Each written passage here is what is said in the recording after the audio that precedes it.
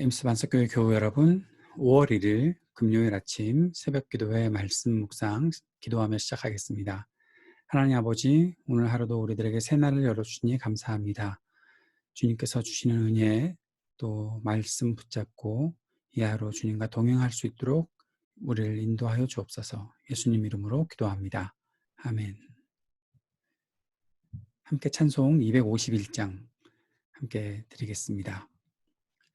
놀랍다 주님의 큰 은혜, 우리의 죄를 속하시려 갈보리 십자가 위에서 어린 양 보혈을 흘렸네. 주의 은혜 우리의 죄를 다 씻었네. 주의 은혜 우리의 죄를 다 씻었네. 죄악은 성난 파도같이 우리 영혼을 위협하나 헤아릴 수 없는 주의 십자가에서 보이셨네. 주의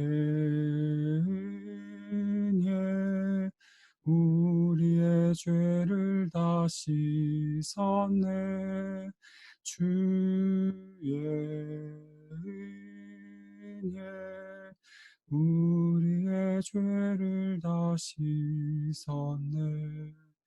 죄악에 물든 영혼들을 주께서 피로 씻으시네. 지금도 흐르는 그 피에 눈보다 더 희게 씻으라. 주의 은혜 우리의 죄를 다 씻었네. 주의 은혜 우리의 죄를 다 씻었네. 비할 수 없는 그 은혜를 믿는 자에게 거저 주네. 형제여 주 앞에 나와서 더 지체 말고 곧 받으라. 주의 은혜 우리의 죄를 다 씻었네. 주의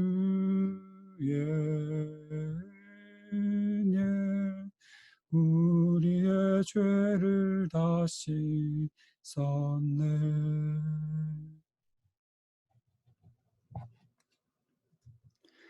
오늘은 마가복음 6장 1절에서 13절까지 말씀 함께 읽고 묵상하겠습니다. 마가복음 6장 1절에서 13절입니다. 예수께서 거기를 떠나서 고향에 가시니 제자들도 따라갔다. 안식일이 되어서 예수께서 회당에서 가르치기 시작하셨다.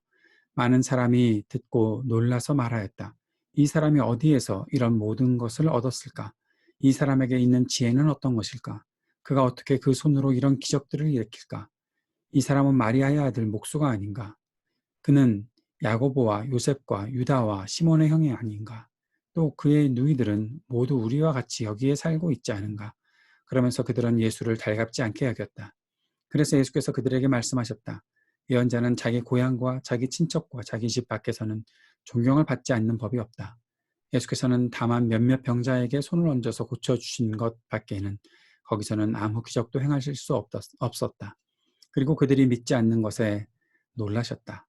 그리고 예수께서는 마을들을 두루 돌아다니시며 가르치셨다.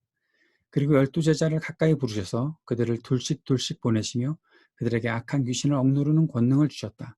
그리고 그들에게 명하시기를 길을 떠날 때에는 지팡이 하나밖에는 아무것도 가지고 가지 말고 빵이나 자루도 지니지 말고 전대에 동전도 넣어가지 말고 다만 신발은 신되 옷은 두 벌 가지지 말라고 하셨다. 또 그들에게 말씀하셨다. 어디서 어느 집에 들어가든지 그곳을 떠날 때까지 거기에 머물러 있어라. 어느 곳에서든지 너희를 영접하지 않거나 너희의 말을 듣지 않거든 그곳을 떠날 때 너희의 발에 묻은 먼지를 떨어서 그들을 고발할 증거물로 삼아라. 그들은 나가서 회개하라고 선포하였다. 그들은 많은 귀신을 쫓아내며 수많은 병자에게 기름을 발라서 병을 고쳐 주었다. 아멘. 예수님께서 고향에 가셨습니다. 야이로의 딸과 혈루증 걸렸던 여인을 고쳐주시고 고향으로 가셨는데 제 아들이 함께 갔지요. 안식일마다 회당에서 가르칠 수 있었는데 예수님께서 회당에서 가르치실 때 많은 사람들이 듣고 놀라서 말하였다라고 써 있습니다. 많은 사람들이 듣고 예수님의 말씀을 듣고 놀랐던 것이죠. 어떻게 이렇게 지혜 있는 말씀, 권능의 말씀, 그리고 기적들을 일으킬까? 그것에는 놀랐습니다. 말씀을 들으면서 말씀을 좋아했고 또 그들이 분명히 느끼기에도 예수님께 있는 그 지혜의 말씀은 그들이 그동안에 듣던 것과는 달랐던 것을 알 수가 있습니다. 그런데 그들에게 한 가지 문제가 생겼습니다. 예수님을 알고 있다는 거죠. 고향 땅에서 아주 어렸을 때부터 자랐던 예수님을 보았던 사람들이 있었던 겁니다. 마리아의 아들 목수가 아닌가. 예수님께서 아마 목수일도 하셨던 것으로 보입니다. 요셉의 목수였을 요셉이 아버지 요셉의 목수였으니까요.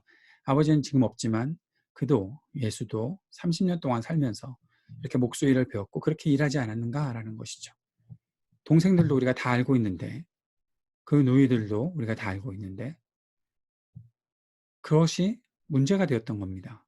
우리가 잘 아는 사람이 우리에게 말씀을 가르친다? 그가 놀라운 기적을 해낸다?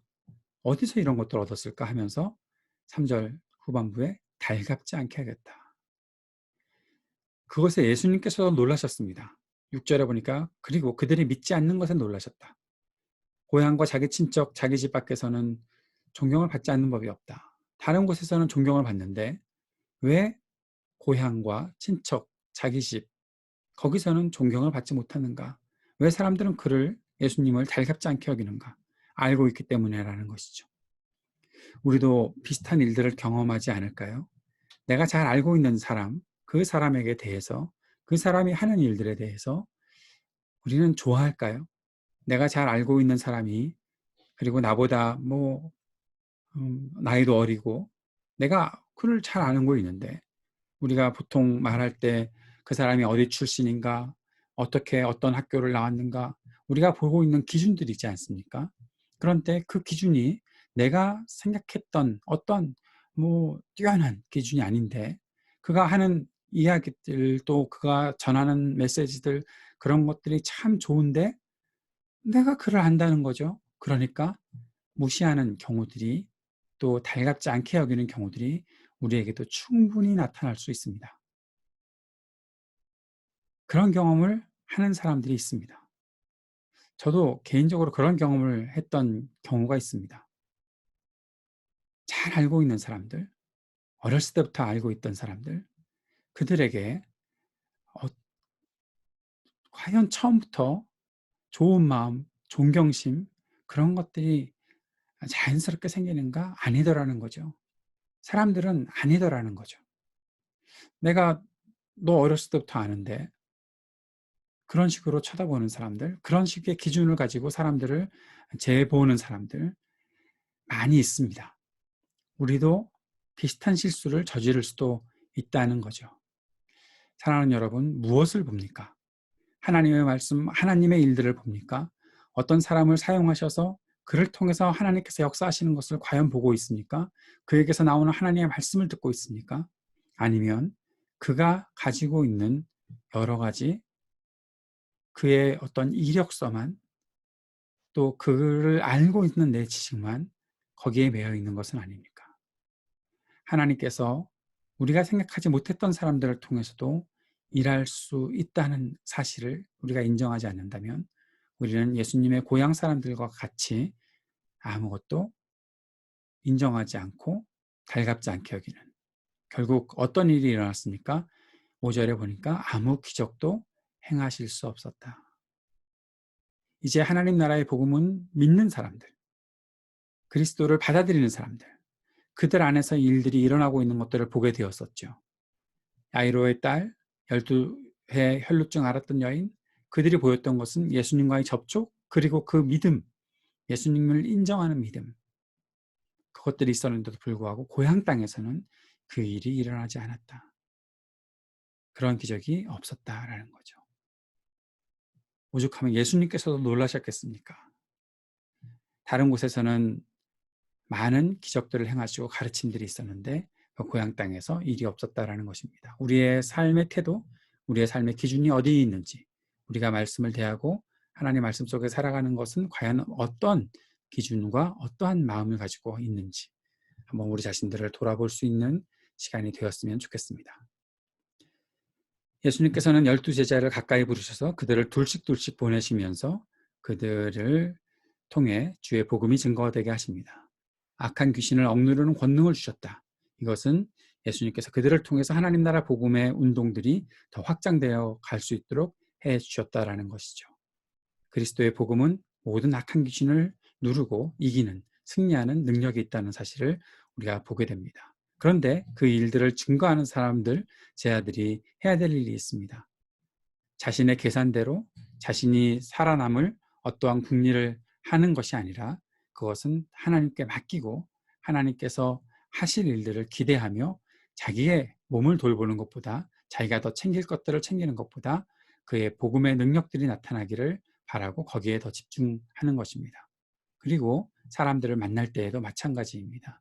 그들을 영접하는 사람들, 그 영접하는 곳에서 머무르고 혹시라도 영접하지 않는다면 그들에게 더 마음을 두지 말아라.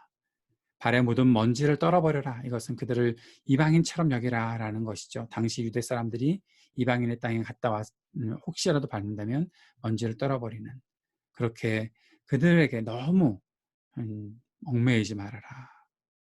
그리고 그 마음을 가지고 나아가서 회개의 복음을 선포하고 또 그 능력들이 나타나게 되는 것들을 보게 되는 것을 우리가 이 말씀을 통해서 알게 되는 것입니다. 주의 복음의 능력은 사람의 계산, 사람의 어떤 정, 사람의 감정, 그런 것들로 일어나는 것이 아니라 온전히 하나님을 의지하는 마음, 하나님과 함께 동행하며 그리스도의 복음의 능력들을 가지고 이 땅에 그 억눌린 사람들을 해방시키고 또 악한 권세들을 내쫓으며 사람들에게 치유와 회복을 선포하는 그런 복음의 능력들을 나타내야 한다라는 사실을 보게 되는 것이죠. 오늘 우리가 두 가지의 마음을 보게 됩니다. 하나님의 말씀을 받을 때 우리가 어떤 마음 자세로 받을 것인가, 또 하나님의 말씀을 증거할 때 어떠한 자세를 가지고 살아가야 할 것인가. 우리에게는 이 두 가지가 항상 함께 우리의 사명으로 또 우리가 평생 나아가는 믿음의 태도로 존재해야 할 것입니다. 이 마음 가지고 주님께 간구했으면 좋겠습니다. 겸손히 주의 말씀을 받게 해주십시오. 또 당당히 주의 능력을 이 땅에 증거하게 해주십시오. 간절히 기도할 수 있는 우리가 되었으면 좋겠습니다. 오늘도 함께 기도하며 코비드-19로 인해서 어려움을 겪는 사람들을 보호하고 회복시켜 주옵소서. 간절히 기도합시다. 이에 극복을 위해 애쓰는 사람들에게 지혜와 힘을 더해 주시기를 기도하고 특별히 미국 땅을 위해, 우리가 살고 있는 이 땅을 위해 더 간절히 기도했으면 좋겠습니다. 우리 교우들과 자녀들을 위해서, 우리 청년들을 위해서 기도해 주시고 IT를 위해서도 또 우리의 모든 예배를 위해서도 주님 앞에 간절히 기도하는 이 아침이 되기 원합니다. 자, 기도하고 함께 기도해 주시는 시간 꼭 가져주시기를 바랍니다. 하나님 아버지, 오늘도 우리에게 은혜 베풀어 주시니 감사합니다. 주님의 말씀을 받은 사람들답게 겸손한 마음으로 주의 말씀 안에서 살아가게 하시고 또 주의 말씀을 증거하는 사람들을 우리가 존중하며 그들과 함께 있도록, 또 주의 말씀을 증거할 때에도 당당히 나아갈 수 있도록 역사하여 주옵소서. 우리의 모든 것 가운데 함께 하시는 주님을 찬양합니다. 역사해 주실 것을 믿습니다. 감사드리며 예수님 이름으로 기도합니다. 아멘.